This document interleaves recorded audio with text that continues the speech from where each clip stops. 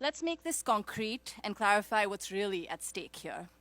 Last year, a chatbot created by Character.ai lured a depressed 14-year-old from Orlando, Florida, Suel Setzer III, to commit suicide.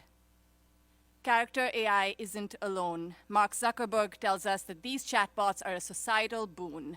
After all, he thinks the average American has fewer than 3 friends, and the obvious solution, according to him, is to get people more attached to AI companions, just like he got our children hooked to social media.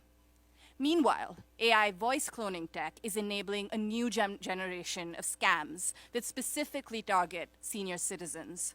As just one example, a grandmother in Texas received a call from a voice indistinguishable from her grandson asking for bail money. It was a suspicious bank teller that intervened, but many, many others have not been so lucky. And in this new frenzy of chatbots and agents, it can be easy to forget that we actually already have a decade of far less shiny AI toys, the kinds that aren't used by people but are used on them.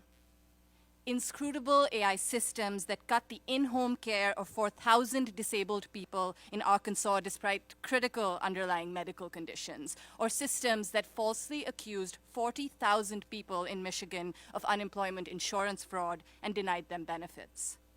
To state the obvious, AI is not a break from Silicon Valley's sins of the past, but merely a continuation, and it's also a market led and shaped by the very same players. Now, when ChatGPT first launched in 2022, it seemed like this market was poised for disruption, with a new crop of challengers, new faces. But now, just more than 2 years later, it's clear that that bench is more of the same.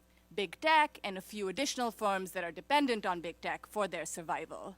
So put simply, building AI bigger and bigger requires enormous resources that these firms own and control.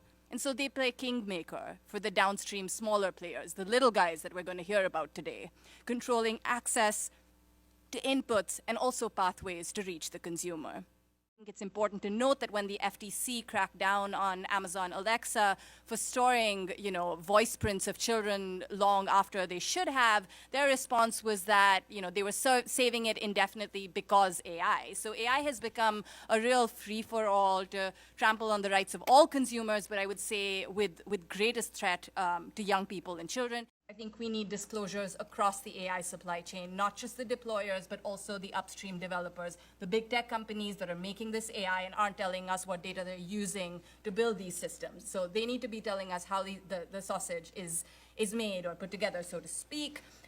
We also need it's smaller developers, it's small businesses down the line that also need this transparency from AI companies. We've seen big tech AI lobbyists argue that, they've sort of kicked the can down the road. When harms happen, it's the responsibility of these smaller firms, but the smaller firms don't have the information they need to be able to know why these harms are happening and to remedy them when they are. So, and finally, I want to make a quick point because we talked about Stargate and infrastructure. We also need transparency on the infrastructure side of things. AI data centers are proliferating, but they're failing to report basic information on resource consumption, on power usage, on water consumption, and state lawmakers are really speaking up to say that, we need just-in-time, we need transparency in this domain. We can't let companies use the claim of AI innovation to run wild.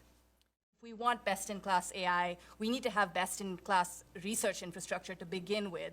And so on the one hand, we're talking about AI curing cancer. On the other hand, we're seeing, NIH subject to $4 billion cuts when, in fact, the main focus of NIH is cancer research. So I do think that for AI, the US to lead in AI, we need a strong foundation, and I'm worried that we're sort of, walking back some of the progress we've made there. I actually think that this industry in particular, the AI industry, derives its power from structural forms of obscurity. The fact that these systems are very complex and they're made to, they have this sort of black box quality, and that's where they derive their power. And so in that context, even as I believe that transparency is the bare minimum, it is the necessary first step. And it's really heartening to see that that is where states have really taken